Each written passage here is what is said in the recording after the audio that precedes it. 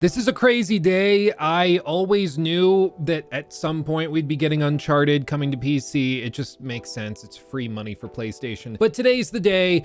PlayStation very kindly sent me over a code for review and to check it out. So let me give you the quick rundown. This is called the Legacy of Thieves Collection, and it's available on PC, Steam, Epic Game Store, all of that goodness. And the package includes two different games, Uncharted 4: Thief's End and Uncharted: The Lost Legacy, which is the DLC turned standalone release that came out just a few years after Uncharted 4. This package includes a ton of quality of life improvements to the game, not to mention just being able to play on PC is freaking cool as hell. And I feel like I should also mention that this is available on Steam Deck as well, and it does work quite well on Steam Deck. I mean, just check this out. It's pretty cool being able to play Uncharted 4 on the go.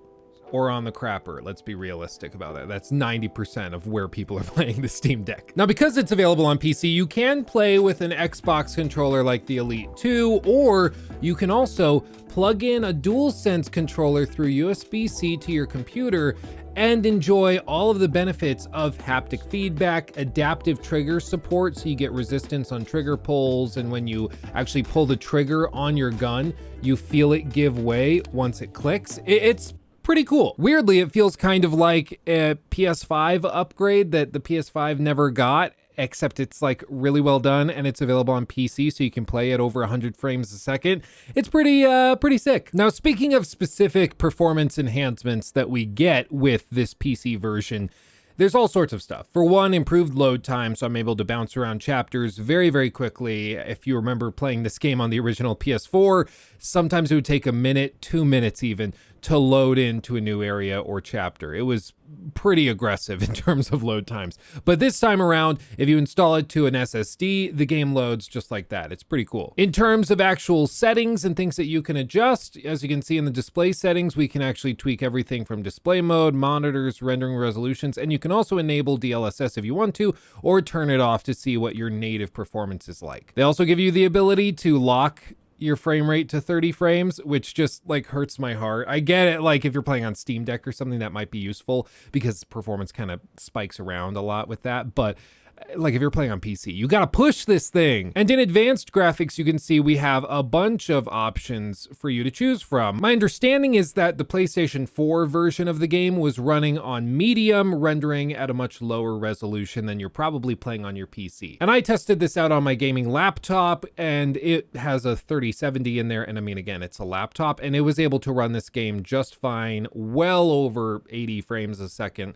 at 1080p. So it's fairly well optimized as far as a PC port is, and if you're able to crank the settings all the way up to ultra, I recommend it because the game is a looker. One thing to note, if you go into the game like right here, it's a pretty extensive scene. It's not exactly a small indoor set piece. This is probably a pretty robust scene to render, I would imagine. And you see we're floating about 103, 102 frames a second. Really pretty solid. But if we go into the settings and we go in display, and then let's say we turn on DLSS, and let's say we just set it to balanced, apply changes, you can see here it's going to render at 1485 by 835, and then it's going to upscale all the way up to the 1440p that I have on this monitor. And now when we look at the game, it still looks really, really solid. I can see some aliasing and artifacting in the distance, but all told, it looks pretty solid. And we just cranked out another 35, 40 frames out of the game like that. It's pretty great. This is why DLSS is a thing and why it seems to be the future of high resolution gaming. And it's because you're able to get really high frame rates without having to really crank your hardware, because you just let the upscaling handle all of it for you. So I'm really glad to see them implement it here, because it's kind of a game changer if you have hardware that isn't necessarily able to crank out native resolutions. And at the end of the day, I mean, it's still miles ahead of what the PlayStation 4 was able to do, where it was locked at 30 frames. And even then, it occasionally dipped. Oh, that was weird. Did you see the rope? That was funny. But the point is, it's a really, really solid conversion over to PC. I'm really happy to see it. PlayStation's done really well recently with a lot of the ports that they've been doing, bringing these games to PC, like Horizon and God of War, of course. And this is just one more to add to the list. It's really well done, and I haven't personally found any issues that I would classify as like an element of a bad port. And you guys know me, I tend to have really good luck when it comes with finding bugs and glitches in games, and I haven't been able to find really anything. I guess that rope thing that just happened on the ledge there was the only thing I could classify as like something weird going on, and that's, I think, a testament to how well this is put together. I will say one of the potential downsides of getting these games on PC is that it just spoils the crap out of you. Like the PlayStation 5 release for whatever the next Uncharted entry is gonna feel like ass in comparison to this, because this is just so beautiful. It runs so smooth. I mean, playing Uncharted at 1440p with 150 frames a second, there's nothing quite like it. Like, this video cannot do it justice. The one little thing I will note is every time that you boot up the game after a major update or patch or anything, it's going to try and build the shaders like you see beneath me in the bottom right. And it just has to take some time to do that, render all the shaders, calculate whatever it needs to calculate to make sure performance maintains steady throughout the game. I would personally recommend that you just let it do that on the main menu and then go into the game. It'll just avoid the potential for any issues or hitches or anything like that. But my understanding is that this is also something that they can occasionally send you in a download, basically through Steam, so you're able to download these shaders beforehand. I don't really understand all of the technical jargon behind it, but considering how fast it moves, just boot up the game for the first time, sit here, enjoy the vignette, go get yourself a cup of coffee or an energy drink that's going to send you to an early grave, and then come back and enjoy the game from there. It's not that big of a deal. And this is what I really appreciate about this current era of PlayStation gaming. Like, we can bash it. I'm not the biggest fan of Jim Ryan, for example. I think he is not a very creative person. I think he's like the Tim Cook in Apple to like the Steve Jobs that was Sean Layden. He's not prioritizing, like coming up with crazy new IP and taking a lot of chances. He's just milking every franchise dry. But the good thing about that is that PC players who have always seen these games, seen them win all these Game of the Year awards and get these crazy laudations and things, now they're getting the option to actually try these games for the first time, and I think that that's a good thing. Yeah, technically they're just trying to milk another 60, 70 bucks out of you, but I mean, you're getting to play the game for the first time at 100 plus frames a second. It's a good PC port. You can't complain too much. And being honest, as far as ports are concerned, this is about the best that you could possibly hope for. It supports not just all of the features that the original game supported, but also more, with like adaptive trigger support and things that were not on the original release. And so it's good to see. One thing to note, Lost Legacy seems to be more demanding, or perhaps it's less well optimized. I'm not entirely sure. But if you see, we're running at about 90 frames a second in these settings, which certainly this is a pretty demanding sequence. There's a lot of NPCs around. It's very bright and vivid. There's some big set pieces all around. I get it. It's not an easy scene to render, maybe not a one-to-one comparison to the scene before in Uncharted 4. But if we go into the settings and you see in display options, currently we're running with dlss. If we turn that off entirely and back out, then frames drop into the high 70s, low 80s, which is still really good at native 1440p, something the original consoles couldn't do, but it is markedly lower than Uncharted 4, for example, even though Lost Legacy and Uncharted 4 launched for the same consoles. Another thing to note is that these games are often defined by their cutscenes and the stories contained therein. And if we look at some of these cutscenes, you'll notice that the fidelity doesn't appear that much improved over the original console release. And that's not really a diss on the PC port. It's more a compliment to the original PlayStation 4 release, because these games are just beautiful for what they're able to accomplish in the cutscenes. It's really, really freaking impressive.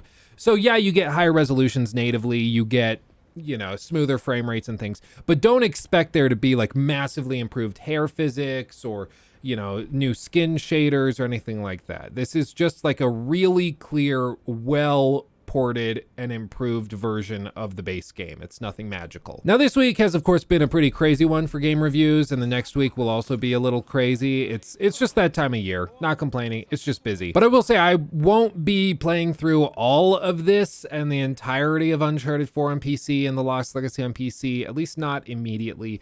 I did a big series critique where I went through every Uncharted game in the franchise, except for the little mobile ones, earlier this year, and I released that 8-hour video, which I'll have linked in the description box below the like button if you want to check it out, so you can hear my extended thoughts on the stories, characters, the gameplay design, mechanisms, everything in excruciating detail. I'll have that linked below. But what I do know is that when I eventually do go back to the Uncharted series, once I've had some time to recover from that massive video we did earlier this year, I'm going to be going back on PC. It's a little bit unfortunate that we didn't get any releases for the original trilogy. I get it. Those would probably require more effort in the form of straight up remakes to get them running on PC properly.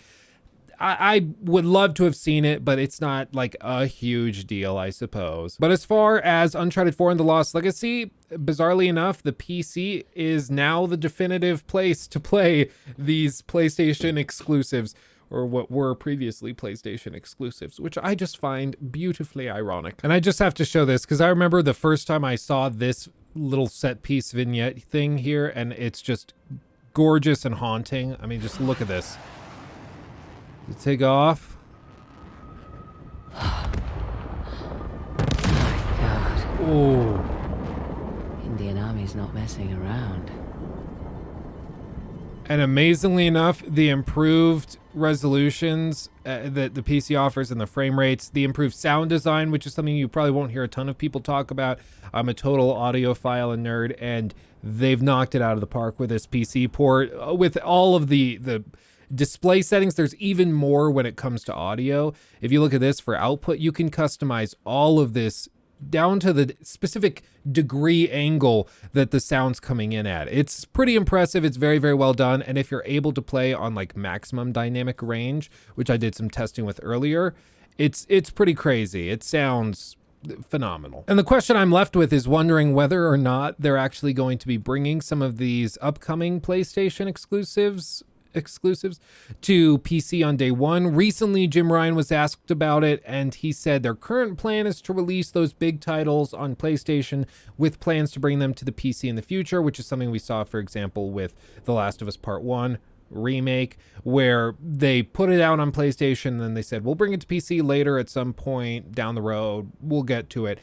I would expect that probably makes sense, because then they can really milk gamers dry. Like somebody like me, I will play it on PlayStation 5, but when I get the option to replay it, assuming the game is good on PC, I'm probably going to get it on PC as well. So then they get 2 games out of it instead of just charging me once. But without a doubt, as far as PC ports are concerned, this one is the definitive version of the game. The fidelity is insane, both in terms of visuals, in terms of audio, in terms of load times being improved. Everything is just taken up a whole nother notch, and little details like adding support for haptic feedback and adaptive triggers and stuff on the DualSense controller through PC. It is a great touch, and without a doubt, this is where you should be playing these games if you haven't played them already, or if you're just looking to get back into them, possibly after watching my, again, 8-hour critique going through the entire series. So check it out if you're interested. Again, all major PC platforms will have this tomorrow, October 19th. Check it out if you're interested. Highly recommend these games. And if you haven't played them already, this is the place to play them. But with that said, I'm going to go get some sleep because I'm going off of like 4 hours in the last 36 hours because I've had to finish all of these games for reviews. So I'm a tired boy. But with that, I'm going to leave it. Much love. Thank you for watching. Thanks for chilling with me. Come check me out over on the Luke Stevens live channel. It's my second channel where I post live stream highlights, clips, and where we also stream here on YouTube. Go check it out. I'm probably live when you're watching this video, so come say hi. But I'll see you in the next one. Hugs and kisses. Bye-bye.